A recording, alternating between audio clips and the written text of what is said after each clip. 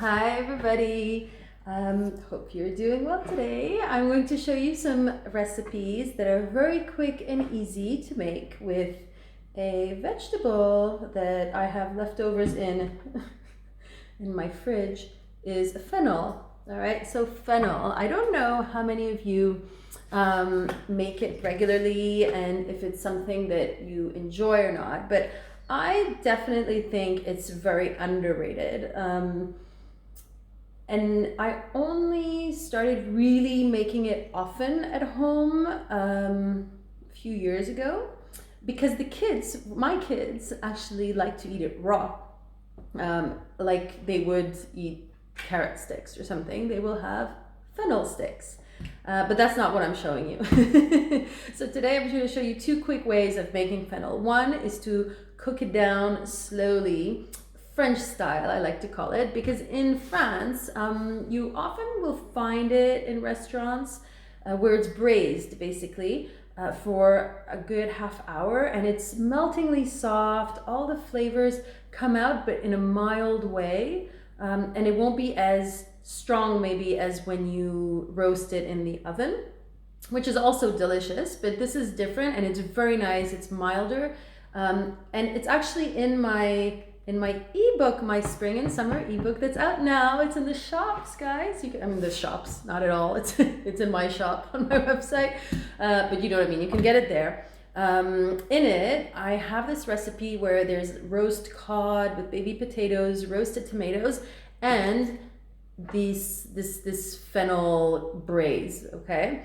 in French you would call it fondue de fenouil. So fondue is when you cook something for a long time until it becomes soft and delicious. So I'm going to show you that, and then I'm going to show you a really quick salad that you can whip up with fennel. Okay, so number one, I'll get this braising started. You probably won't see the finished product here because it's going to take half an hour. I'll post a picture. Okay, so number one, I use a mandolin for this. You can do it by hand, but oh my gosh, I have to say,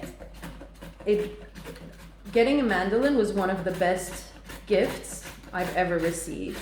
For a long time I resisted because I thought, oh gosh, it's gonna take forever to slice stuff thin, right?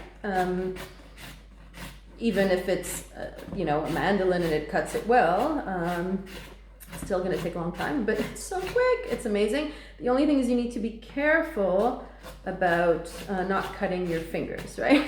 so just you do it carefully. But see, I've got to slice a fennel bulb, and I cut it in half so that it kind of fits on this thing. And I do it, and look, it's like beautiful, beautiful shaved fennel. Let me just put it a bit closer so you see what I'm talking about, right? And okay, there's another thing I wanted to say. So mandolin, shaved fennel, really good. Otherwise, you do it with a knife, right? Or some people have they have a food processor with an attachment that does the slicing really quick. You could do that too, but honestly, less cleaning involved with the mandolin. I never thought I would like that mandolin so much, but I use it for a lot of things. It's a great investment because you can also use it to make lots of salads, cucumber salad, the shaved fennel salad, which we're going to do after. It's just an awesome tool to have. So there you go. I'm just going to do half, but you should do about one. And I put it in a pan with a few tablespoons of olive oil. So you guys all know that I love my olive oil. So I'm going to put a few spoonfuls here. And I saute it for about 5 minutes on medium high. And then I'm going to add a pinch of salt, a pinch of, I need to take some garlic. I'm going to smash the garlic. You guys know how to do this, right? When there's skin around the garlic, you just smash, and then the skin miraculously comes out without having to peel and get smelly fingers because of the garlic. So I'm going to put that in. I just put 1 clove because you don't want it to be overpowering. but it's going to give a nice taste, and it's a very kind of southern French flavor. It's very provençal, garlic, the fennel together with the olive oil. It's very, very nice. So we're gonna let that saute for 5 minutes, and then I add water. I'll add about a cup of water, depending on how much fennel I've got, and then you let it reduce really slowly. But for now, we saute 5 minutes. So we do that. Meanwhile, I'll show you the other salad. Now, a good thing about this recipe, what I wanted to say, is that if you've got a fennel that's kind of getting old and ugly, like this one is kind of bruised and kind of ugly, and if I had to, if I take out the whole outer layer, it's like half of my fennel is gone. So you can use this type of bruised fennel in a recipe like this, okay? Whereas I wouldn't really use it in my shaved fennel salad. The other thing I wanted to say is what you could also use this for, like, why would you make this? You'd make it to serve with stuff, right? Like in my recipe book, I serve it with the fish and the roast tomatoes and whatever. You could also use it as a filling for, say, you could mix it with maybe some cheese, some like goat cheese or something, and maybe a bit of an egg, like a whipped egg. You put it in a phyllo dough. You wrap it up and you put it in the oven, or you fry it on the pan. You can put it in a quiche. You can do it au gratin, meaning with a bit of cream, like you add cream and eggs and you put it in the oven for a bit. So many things, right? You can put it on toast. You can there's like lots of things you can do with this component. So as is, like, I wouldn't eat a big plateful of this fennel fondue, but it is such a great element to have in the fridge as a leftover, right? So when you make extra, so you have some leftover, you can throw into an omelet. You know what I'm saying, right? So that's that, and that's really nice. And it also gives such a nice taste when you serve it with fish. Fish and fennel just go so well together. Okay, recipe number 2 is a shaved fennel salad. So I'm going to use my other bulb that's not as, ugly. I will use my mandolin again and shave it. What's really good as well about fennel is that it's really good for your digestion. So if you or your kids or your partner or whatever have little digestive issues, fennel is really nice. That's why they say fennel seeds, like doing a tea with fennel seeds is very good. Like in Ayurveda, they use it a lot for to calm the digestive fires, So yeah, that's another benefit of fennel. It has a bit of an anise kind of licoricey taste, but milder than licorice. So there you go. There's my shaved fennel, and it's beautiful. And when you shave it, when it's really thin like this, again, you can do it by hand. It's totally doable by hand. What's really nice is that it becomes very easy to crunch and eat. Like if you're gonna just take a fennel stick like this and eat it, it's okay, but it's a bit fibrous and whatever. Here, it's so delicate. It's like a cloud of fennel. It's lovely. Now, the other thing I'm going to do is I'm going to take a lemon for this recipe. So I'm going to put this in a bowl. Okay, let me just put it in a little bowl like this, a little square glass one. So I put the fennel here. I'm going to squeeze some lemon on top, just to keep it from getting a bit brown or whatever, and also lemon, fennel, 2 very good elements together. There you go. Put a little bit more. So I've got about half a fennel, the juice of half a lemon. If you put a whole fennel, put a whole lemon juice. Now, this is what I'm also going to put in. These are, I don't even know how you call these. It's like the half pears, half apples. So they're a bit harder than a pear. They're not all mushy like a pear, but they're a bit crunchier. They're crunchier, but not as crunchy as, say, a Granny Smith apple. They're somewhere in the middle. So I'm going to peel this. And this definitely gets brown, so you definitely want to do this at the last minute, I kind of feel like saying. So you can prepare maybe the fennel and put the lemon juice on the fennel and whatnot, but the assembly and this part, I would do at the last minute. If you don't have this, you can totally use a green apple, like a Granny Smith apple. It goes really well with this as well. Goes well with this as well. It goes well with it too. There we go. And now you can choose to grate this if you wanted to, because it's very easy to grate.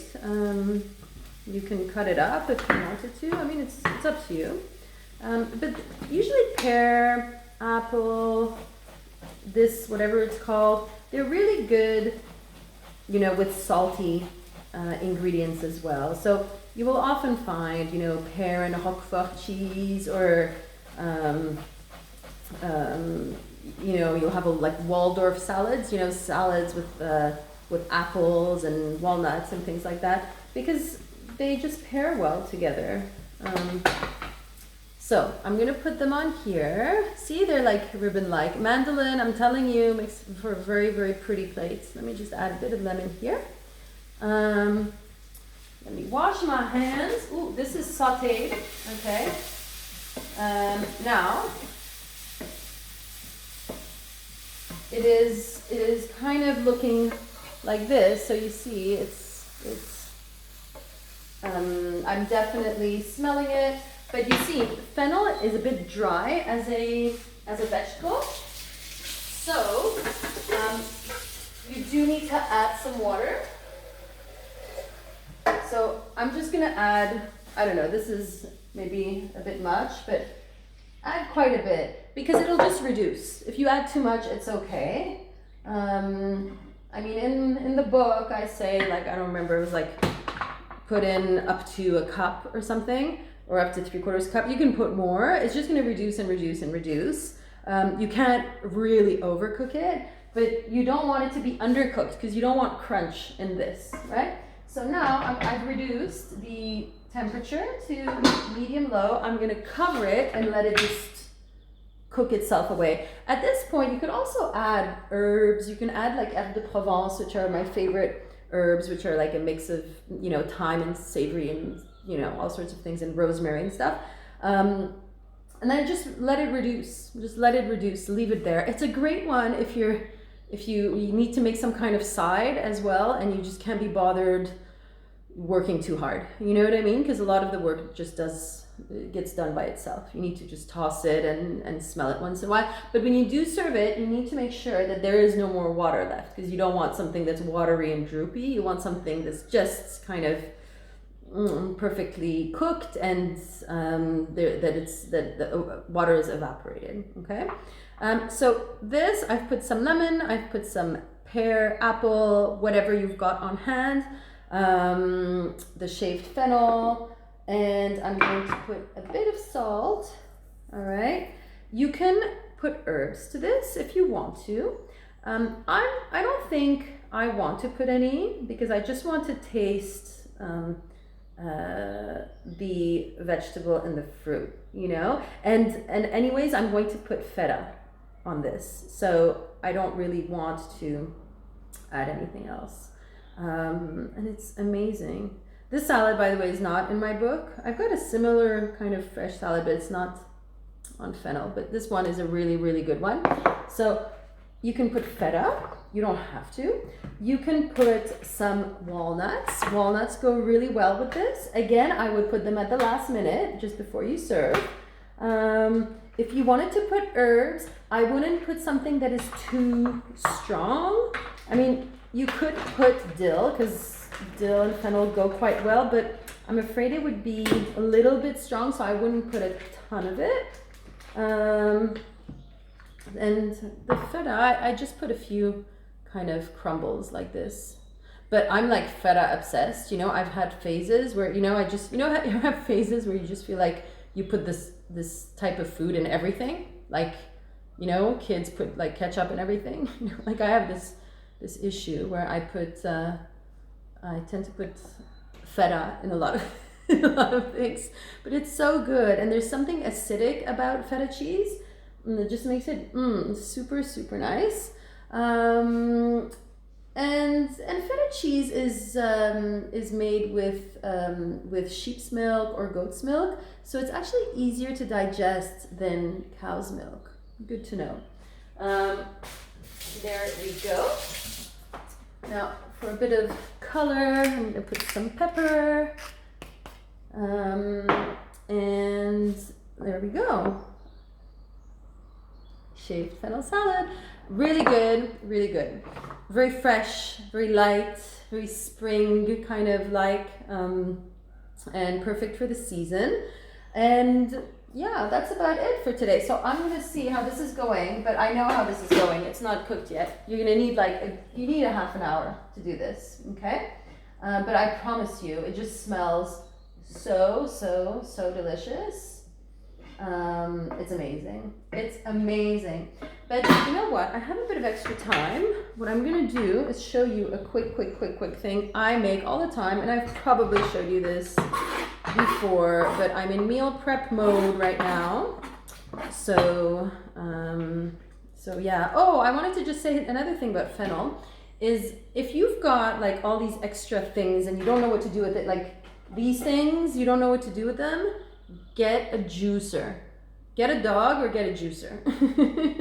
Because these are really good when you're juicing. I mean, you could put it in a smoothie as well. It's full of fiber and it has a really nice taste. It's green, but it's not like spinach or broccoli kind of tasting. You know, it's very mild. It's very delicious. I often use fennel in my juicing in the morning. I slip it in with some lemon and like green apple, and I juice, and I put maybe a bit of ginger, but you don't even need it because this has a really nice kind of taste. If you have like the lemon and the fennel, it's really good. So that's that. I wanted to show you eggplant. I always have eggplant. Like I think eggplant is one of those vegetables that are, you know, I have them almost all year long, except in winter. Like in the dead of winter, I don't do so much eggplant. But in spring, summer, fall, tons of eggplants. And what I do when I just have eggplants and I don't have anything in mind, but I have to make them because they've been there for a while, I will roast them. So my oven is at 175. I cut them thick, okay? See, like I don't cut thin slices, I cut them thick. Right? Like they're like 2 inches, 5 centimeters, I don't know. Like this. This is the kind of thing. And it's the easiest way in the world to make eggplants. I promise you. Again, another great lazy mama in the kitchen who needs to get stuff done. Roast eggplant, there's just nothing like it. I just wish my kids liked it a bit more. Luckily, my husband and I love it.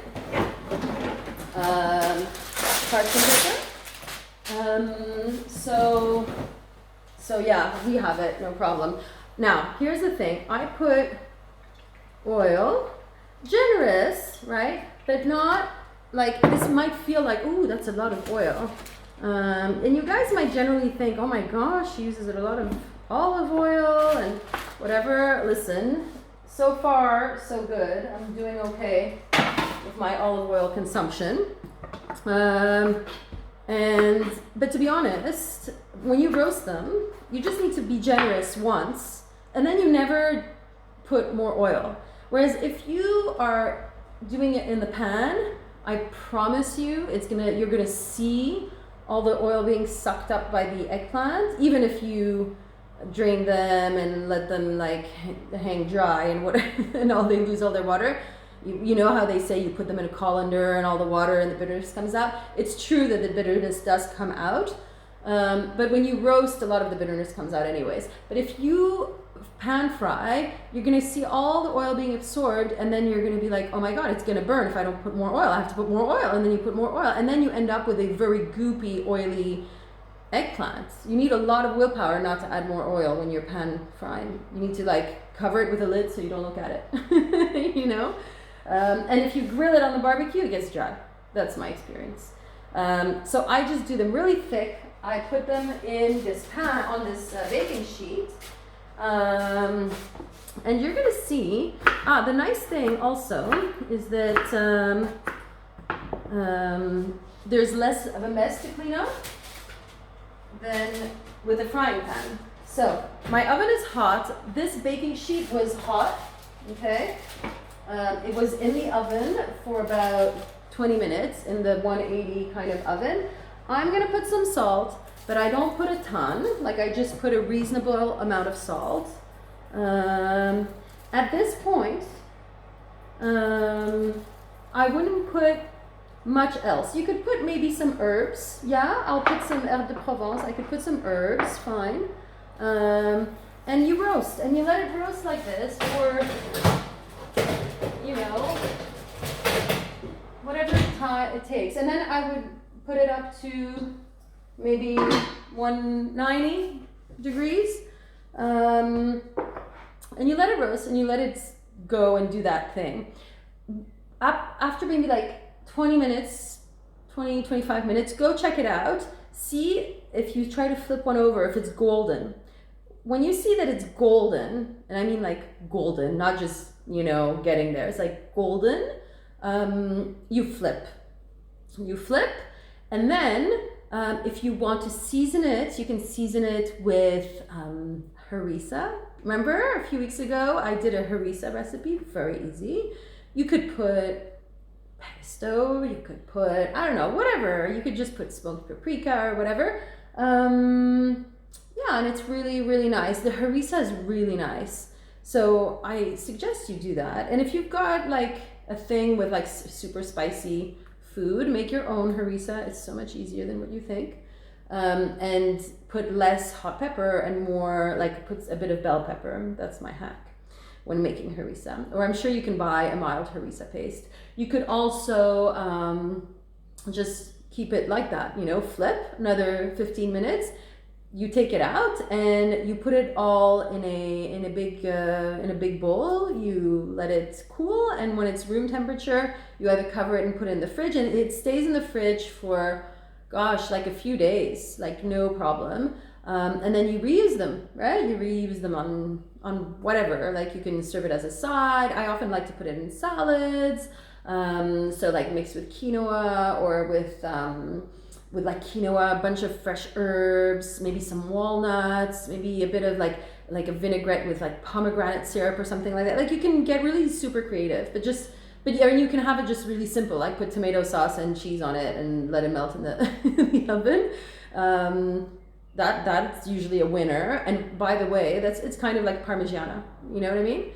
You could also have it with cold, with like a tomato coulis and a dollop of yogurt and some fresh herbs, and it could make for like a light entree or an appetizer, like a summer lunch kind of thing with some crusty bread on the side, a bit of extra olive oil. You know what I'm saying.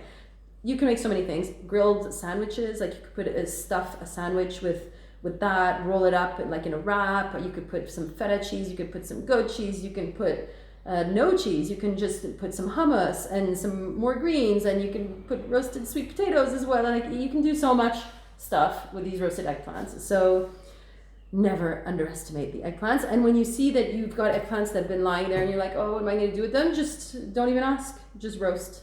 Just do what I do, roast. And again, the oven does most of the work, right? Like I didn't do anything complicated or fussy, right? Okay, so that's it for today. I hope you have a wonderful rest of the day. And if you do try any of these recipes, let me know. And if you've got questions, let me know. If you'd like to get more inspiration, go check out my website, wellmama, WELLMA MMA.com. If you're interested in getting my spring and summer ebook, just go on, I'll put a link in the video or on my Instagram account, or you'll see it on the website or whatever. And yeah, and in the ebook I've also put a menu plan. I've got like a 3-week weeknight dinner plan with the grocery list and everything, so you can eat what I eat, like live my life for 3 weeks. And it's filled with like, you know, a variety of spring summery kind of meals. Fairly easy to make. Again, you know, I'm not into like fussy, complicated and, you know, a million steps. But I like things to be good, right? So you can trust me. Okay. There's vegetarian, there's non-vegetarian, there's vegan, there's a bit of everything. So this is what I do, right? So I will have, like, let's say most weeks my kids love to eat meat. My husband's more like, he can do meat, but he can do vegetarian as well. And so we try to eat mostly kind of varied. And that's what the menu plan is. So check it out, let me know. And if you've got questions, let me know. Let me just show you where my fennel is at, just so you see, because with all this talk you saw nothing of this braised fennel. It is looking still quite liquid right now because it is melting down, you see? Do you see that? See how it's quite liquid? When the liquid evaporates completely, you will be left with this golden cooked braised fennel that is just amazing, okay? And I promise you, you're gonna love it. Have a wonderful day.